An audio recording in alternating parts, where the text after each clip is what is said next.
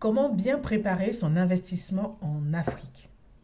Vous avez très bien entendu, c'est une question que tout le monde se pose, en tout cas toute personne afrodescendante se pose à un moment donné en disant, bon voilà, je vis en Occident et j'ai envie d'investir en Afrique ou dans mon pays, mais je ne sais pas par quoi commencer, je ne sais pas comment le faire, comment bien préparer justement cet investissement pour limiter la casse, en tout cas limiter les difficultés qui vont arriver sur le chemin. Voilà, c'est une question qui est légitime pour toute personne qui veut en tout cas entreprendre en Afrique. Et dans cette vidéo, je me propose de vous donner 5 étapes, en tout cas 5 réflexions que vous devez avoir avant d'investir en Afrique, avant de vous lancer tout simplement. Alors, qui je suis? Je suis Patricia Touré, je suis investisseur immobilier ici en France et en Côte d'Ivoire depuis une quinzaine d'années et j'aide la diaspora afro-caribéenne justement à investir en Afrique en toute sécurité sur des terrains agricoles, sur des terrains constructibles, sur des démarches administratives, sur de la gestion locative et on aide depuis quelque temps aussi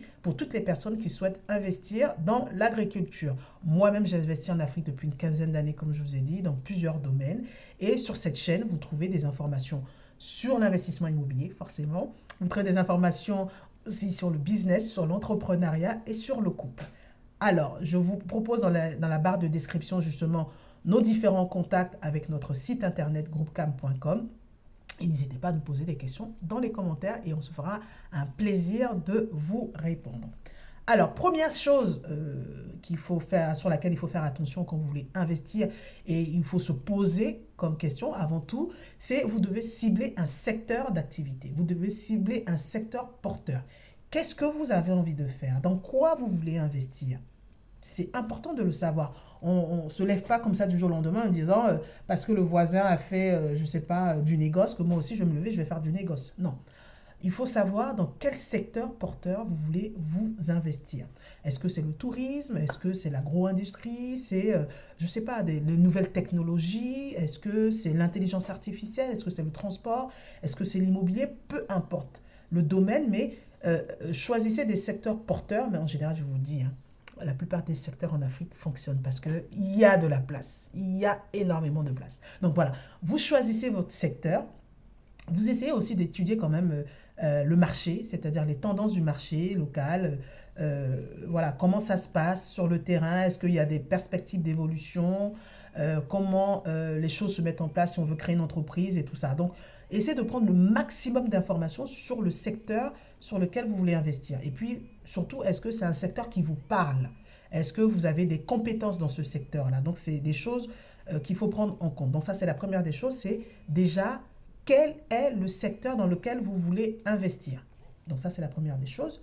Deuxième chose, c'est évaluer l'investissement que vous voulez faire. Bon, ok. Vous voulez investir, on va dire, dans l'immobilier.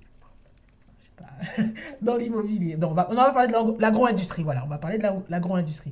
Vous voulez investir dans l'agro-industrie, mais par quoi vous commencez? Est-ce que vous voulez acheter des terres et puis commencer à faire votre plantation? Ou alors, vous allez plutôt vous placer en termes de négoce, aller acheter les produits et les revendre, ou alors, petit négoce, vous achetez les produits, vous allez les revendre à des distributeurs, ou alors vous faites pour l'exportation. Est-ce que vous allez plutôt vous placer dans le cadre de vendre que des aliments pour les animaux, la provendrie, ou alors est-ce que vous allez placer dans le cadre de j'importe des machines agricoles, ou alors je fais fabriquer des machines agricoles et je les revends. Donc, vous voyez que dans l'agro-industrie, c'est vraiment large. Ou alors, vous faites de la transformation de produits, c'est vraiment large. Une fois que vous avez ciblé votre secteur, parce qu'en fonction de ce que vous allez faire, ça va déterminer le budget dans lequel vous allez passer. Si vous décidez d'acheter un terrain agricole, vous allez mettre des millions de francs CFA dans l'acquisition de ce terrain-là, donc c'est déjà un budget. Alors que si vous décidez de louer simplement ce terrain-là, ça réduit les frais.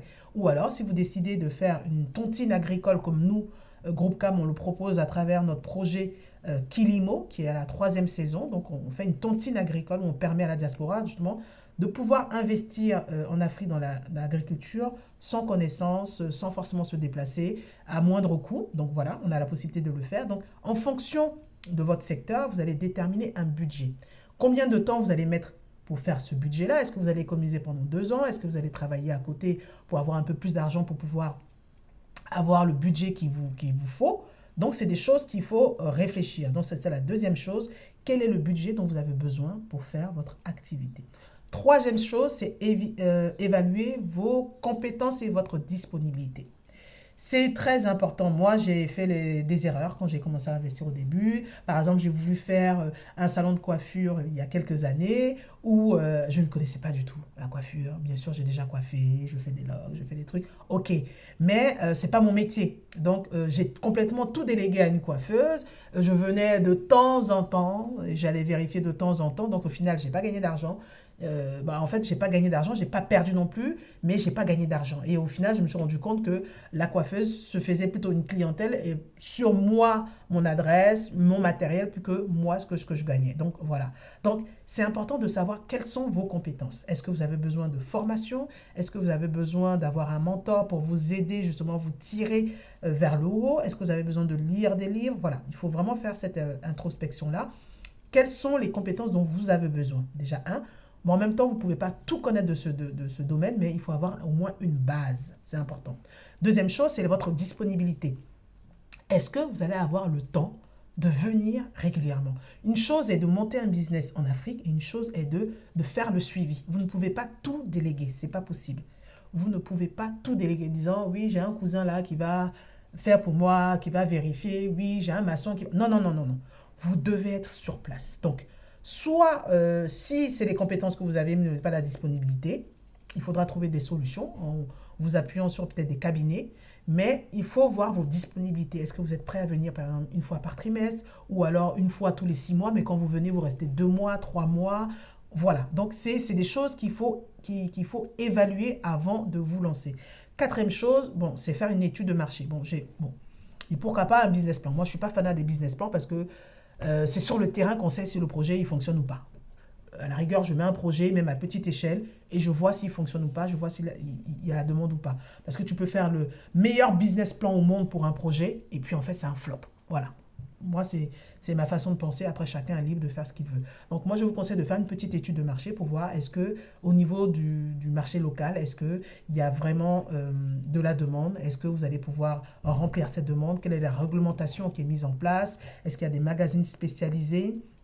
Vous allez aussi pouvoir voir est-ce que vous avez besoin d'un cabinet sur place pour vous aider par rapport à cette étude de marché, regarder un peu la concurrence, ce qu'il se fait, regarder les produits et les services qui sont déjà vendus, qui existent déjà et comment vous pouvez vous différencier par rapport à ça, voir les faiblesses et les forces de votre projet par rapport à votre produit, par rapport à vous-même, par rapport à vos compétences, et aussi les opportunités et les menaces qu'il peut avoir justement dans cet environnement-là, la réglementation et tout le travail et tout là. Donc c'est vraiment une étude globale qu'il faut faire avant de vous lancer. Ça, c'était la quatrième chose qu'il fallait faire.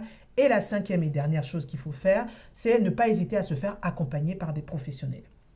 C'est important parce que vous allez rentrer dans un domaine que pour la plupart, peut-être que vous ne connaissez pas, vous n'avez pas les tenants et les aboutissants, vous n'êtes pas forcément sur place, vous n'avez pas peut-être la capacité de vous déplacer régulièrement sur place. Donc, c'est important de vous appuyer sur des cabinets qui ont l'habitude de faire ce type de projet ou alors des structures qui ont l'habitude de faire ce projet. Par exemple, nous, Groupe CAM, comme je l'ai dit, on vous accompagne sur des projets agricoles. On vous accompagne aussi dans l'acquisition de terrain. Donc, voilà, vous pouvez vous appuyer sur notre expertise par rapport à ces domaines. Vous avez aussi la possibilité de vous appuyer sur des experts comptables, sur des notaires, sur des avocats. Nous, en Côte d'Ivoire, par exemple, la structure qui vous aide à créer votre entreprise, c'est la CPC.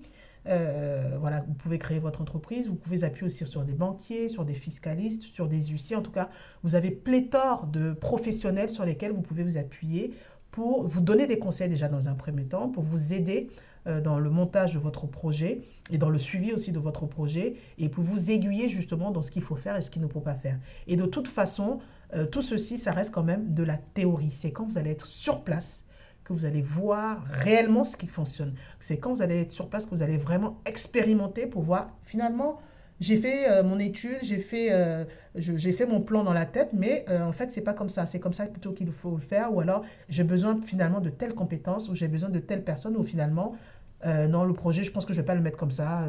Voilà. Donc, c'est vraiment sur le terrain que vous allez pouvoir évaluer si tout ce que vous avez fait en amont est valable, est correct, est pertinent ou pas.